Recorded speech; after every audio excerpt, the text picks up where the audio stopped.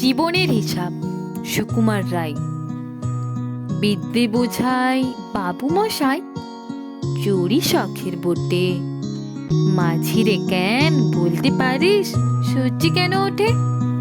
চাঁদটা কেন বাড়ে কমে, জোয়ার কেন আসে? বৃদ্ধ মাঝি অবাক হয়ে ফেল ফেলিয়ে হাসে।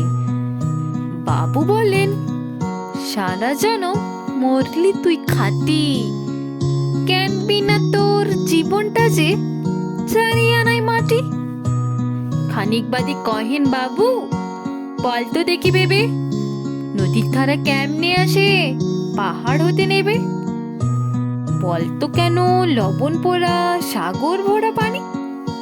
মাঝি সে কয়, আরে মশাই অত কি আর জানি।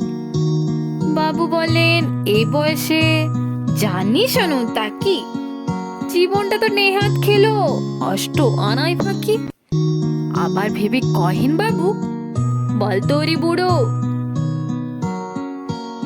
কেন এমন নীল দেখা যায় আকাশের ওই জুড়ো? বলতো দেখি সূর্য চাঁদের গ্রহণ লাগে কেন? বৃদ্ধ বলেন, আমায় কেন লজ্জা দিচ্ছেন হেন? বাবু বলেন, বলবো কি আর বলবো তোরে কি তা, দেখছি এখন জীবনটা তোর 12 আনায় বৃথা। খানিক বাদে ঝড় উঠেছে, ঢেউ উঠেছে ফুলে, বাবু দেখে নৌকাখানি ডুবলো বুঝি তুলে। মাঝিরে কেন কি আপদ, ওরে ও ভাই মাঝি, ডুবলো নাকি নৌকা এবার, মরবো নাকি আজি? মাঝি শুধায়, সাঁতার জানো? মাথা নাড়েন বাবু। মূর্খ মাঝি বলে, মশাই এখন কেমন কাবু?